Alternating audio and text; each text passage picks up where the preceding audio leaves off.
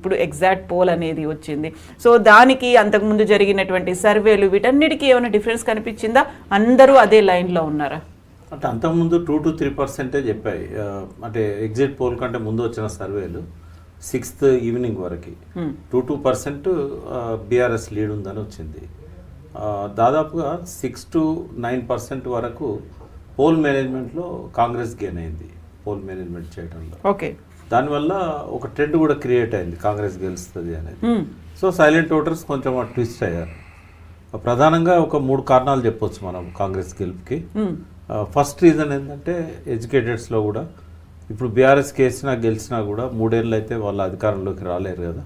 కాబట్టి మన development works ఏమైనా ఉంటే మనం అధికార పార్టీతో చేసుకోవాలి.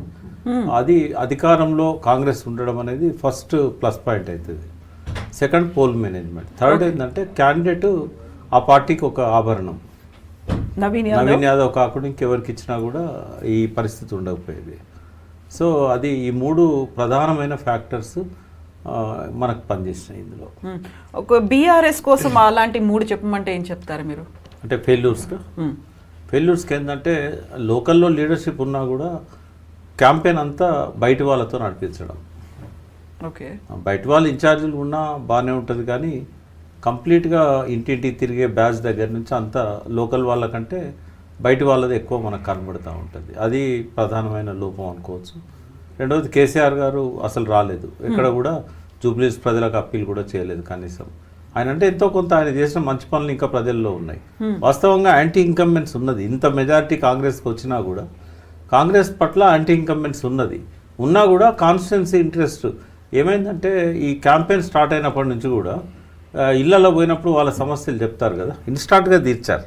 అంటే జీవోలు ఇవ్వాల్సిన అవసరం లేని సమస్యలు ఉంటాయి, రొటీన్గా జరిగేది. ఇప్పుడు ఎమర్జెన్సీ ఎలక్ట్రిసిటీ ఉంది, ట్రాన్స్ఫార్మర్ ఊరికే ట్రిప్ అవుతున్నది, ఫెయిల్ అవుతున్నది అని అంటే ఇమ్మీడియట్గా ట్రాన్స్ఫార్మర్ వేయించారు. మా రోడ్డు అసలు అన్ని గుంతలే ఉన్నాయంటే తెల్లారి ఆ టైం కల్లా డోజర్ వచ్చేసింది, అన్నీ వచ్చేసినాయి, గుంతలన్నీ బుట్ చేశారు. ఇవన్నీ కూడా ఏంటంటే ఇవి ఏ రకమైన జీవోలు కానీ ఇట్లాంటివి ఇష్యూ కావు. స్థానికంగా ఉన్న డ్రైనేజ్ వర్క్స్ కావచ్చు, మంచినీటి కావచ్చు, ప్రత్యేకంగా వాటర్ వర్క్స్ వాళ్ళకి చెప్పారు ఈ ఎలక్షన్ రిజల్ట్స్ వచ్చేదాకా రెగ్యులర్గా వాటర్ సప్లై చేయాలని. ఇట్లాంటివన్నీ కూడా పనిచేసినాయి. తర్వాత 200 కోట్లు బాజాబ్తా కోడ్ రాకముందే కేటాయించారు. పనులన్నీ కూడా దాదాపుగా చాలా వరకు కంప్లీట్ అయినాయి, వర్షాల వల్ల కొద్దిగా డిలే అయినా కూడా. సో అధికారంలో ఉన్నందుకు అది ఒక అడ్వాంటేజ్ వాళ్ళకు వచ్చింది.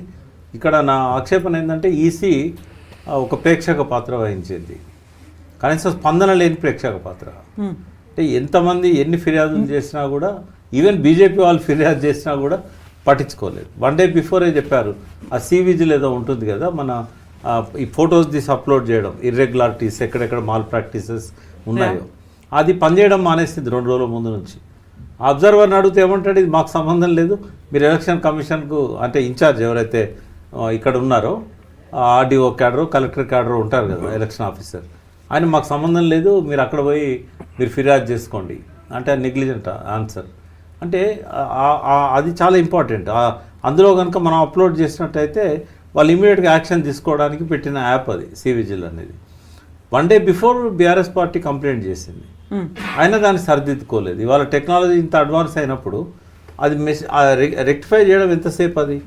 కానీ ఎక్కడో ఒక దగ్గర మాత్రం ఈసీ సైలెంట్ సపోర్టు కాంగ్రెస్ గవర్నమెంట్కి ఇచ్చిందని అనిపిస్తుంది. అది దాని వెనకాల ఎవరు పనిచేశారు ఏంటి నేను చెప్పలేను, కానీ ఈసీ 3 నెలల ముందు ఏ ఇంట్లలో దొంగ ఓట్లున్నాయో ఇంటి నంబర్లతో సహా ఇచ్చారు. 24,000 దొంగ ఓట్లది ఇచ్చారు, దాని మీద యాక్షన్ లేదు. వాళ్ళు అనుకుంటే వాళ్ళకి డిస్క్రిప్షన్ ఉంటుంది.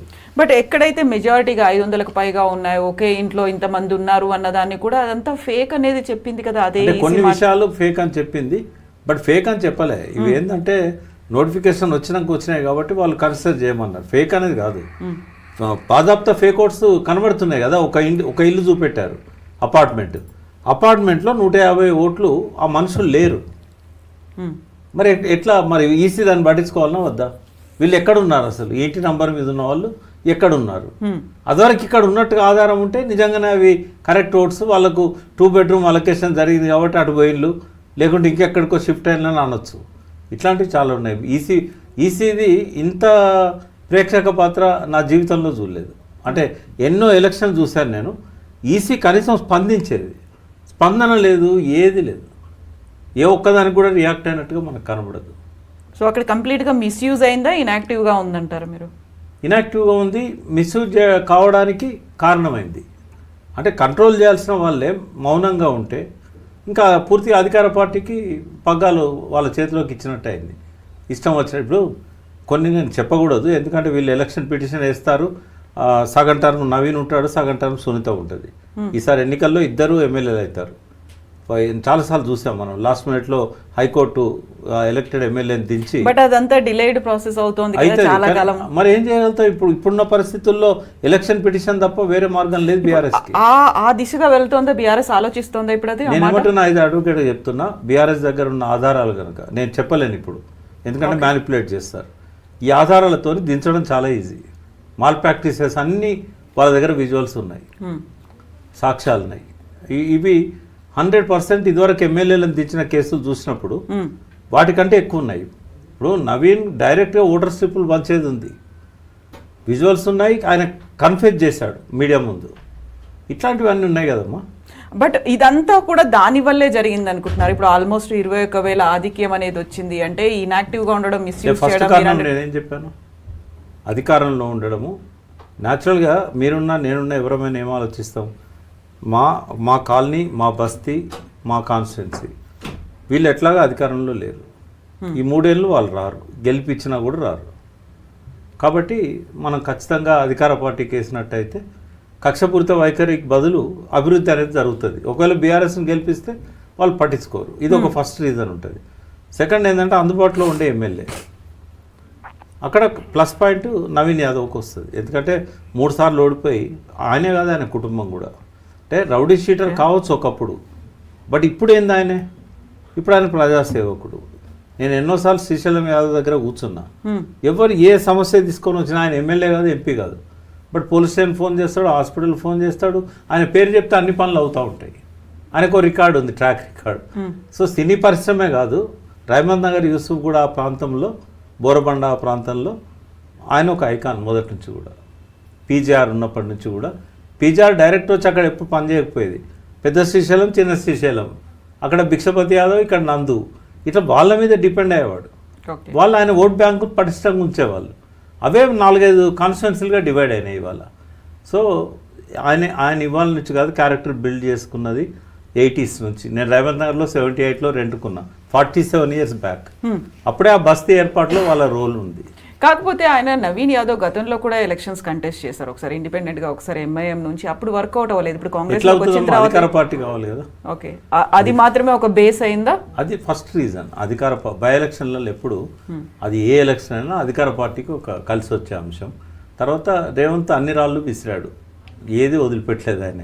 ఇందాక ఒక ఛానల్లో ఒక అనలిస్ట్ చెప్తా ఉండే, వాళ్ళ ఇంటి పక్కన ఒక యాదవ్, బాగా ఇన్ఫ్లుయెన్స్డ్ యాదవ్ కుటుంబం వెంగళరావు నగర్లో ఉందట. వాళ్ళకును నవీన్ యాదవ్కు పచ్చగడ్డి బగ్గుమనేంత వైరం ఉన్నది, సేమ్ కమ్యూనిటీ అయినా కూడా. బట్ వీళ్ళ చేతిలో ఓట్లు ఉన్నాయి. స్వయంగా రేవంత్ రెడ్డి ఆ ఇంటికి వచ్చి నవీన్ను పిలిచి వాళ్ళ చేయగలిపి రిజాల్వ్ చేశాడట. అంటే లెవెల్కు మైక్రో లెవెల్, నానో లెవెల్ అనొచ్చు, మైక్రో లెవెల్ కూడా కాదు. రేవంత్ రెడ్డి అంత ప్లాన్ చేశాడు. ఒకటి మహేష్ బాబు డైలాగ్ ఎక్కడ అమలైందో కాలేదో కానీ, ఎప్పుడు వచ్చామన్నది కాదు, బుల్లెట్ దిగిందా లేదా అనేది. దానికి example Revanth Reddy. Okay, bullet దించారు, అన్ని అస్త్రాల్ని ప్రయోగించారు. మీరేమనుకుంటున్నారు? మొన్న ముఖ్యమంత్రి గారు చెప్పినారు కదా, ఏమిటిది ఉప ఎన్నికల ప్రచారానికి మీరు వెళ్ళడం ఏంది, ఇంత ఉధృతంగా ప్రచారానికి వెళ్ళడం ఏంది అని ఒక మీట్ ది ప్రెస్లో, ప్రెస్ క్లబ్ నిర్వహించిన మీట్ ది ప్రెస్లో అడిగితే ఆయన మాట అన్నాడు, ఏ ఎన్నికల్లో అయినా నేను పిసిసి ప్రెసిడెంట్గా ఉన్నా, వర్కింగ్ ప్రెసిడెంట్గా ఉన్నా, ముఖ్యమంత్రిగా ఉన్నా, నేను ఒక కార్యకర్తననే స్పృహతోటే పోతా, నేను ప్రచారం చేస్తాను, ప్రయత్నం చేస్తాను గెలిపించడానికి, ఏ పార్టీలో ఉన్నా ఆ పార్టీని అనేది చెప్పినాడు ఆయన. మొన్న వారు చెప్తున్న ఉదాహరణతోటి సరిగ్గా అదే చేసినాడు ఆయన. ఆ మైక్రో లెవెల్లో పోయి అది ఆర్గనైజ్ చేయడం వల్ల, ఎలక్షన్ మేనేజ్మెంట్ చేయడం వల్ల ఈ ఫలితం వచ్చింది ఒకటి. రెండవది ప్రకాష్ గారు చెప్పినట్టు ఒకటండి, ఎప్పుడు కూడా మీరు చూడండి, ఉప ఎన్నికలు సర్వసాధారణంగా ఎక్కడో చాలా, అంటే మనం అదేంది హుజురాబాద్లో ఈటల రాజేందర్ లాంటి కేసులు, ఇట్లాంటి కేసులు తప్ప సర్వసాధారణంగా అధికారంలో ఉన్న వాళ్ళే ఉప ఎన్నికల్లో గెలుస్తారు. ఎందుకంటే అధికారంలో ఉన్నప్పుడు ఉండే అడ్వాంటేజెస్ వేరు. ఒక పాయింట్ వారు చెప్పింది ఏమిటి అని అంటే, ప్రజలు ఏమనుకుంటారంటే ఇప్పుడు మనం 3 ఏళ్ల దాకా, ఇప్పుడు ఇంకా 3 ఏళ్ళది, 3 ఏళ్ల మీద ఒక నెల రోజులు ఏమో ఉన్నట్టున్నది ఈ మళ్ళీ ఎన్నికలు జరగడానికి, సరిగ్గా జరిగితే. అయితే బయట ఉన్న ప్రచారం ఏంటంటే 28 నవంబర్ డిసెంబర్లో జరగవు ఎన్నికలు, ఇక్కడ జమిలీ ఎన్నికలకు పోతారు, 2029కి ఇంకో 6 మాసాలు ఎక్స్టెండ్ చేస్తారంటే అప్పుడు 3.5 సంవత్సరాలు. ఇంకా ఈ 3.5 సంవత్సరాల పాటు అధికారంలో ఉన్న పార్టీని యాంటగనైజ్ చేసుకోవడం ఎందుకు అనే కదా అనుకునేది ఎవరైనా కూడా. పర్టికులర్లీ మిడిల్ క్లాస్, తర్వాత అన్డిసైడెడ్ ఓటర్ ఎవరైతే ఉంటారో వాళ్ళు అనుకుంటారు అధికార పక్షంతో మనకెందుకు గొడవ అని అనుకుంటారు. రెండవది, క్యాండిడేట్ డెఫినెట్లీ మ్యాటర్స్ దేర్, ఆయన చెప్పినట్టుగా అతను లోకల్గా ఉన్నవాడు. మూడవ విషయం ఏమిటి అని అంటే, బీఆర్ఎస్ వైపు నుంచి ఉన్న డిసడ్వాంటేజెస్ కొన్ని. ప్రధానమైన డిసడ్వాంటేజ్, బీఆర్ఎస్కు ఫేస్ అనుకుంటున్న వాళ్ళు ఎవరు అక్కడ కనిపించలే. కేసీఆర్ ఇస్ ద ఫేస్ బీఆర్ఎస్కి, ఆయన కనిపించలే.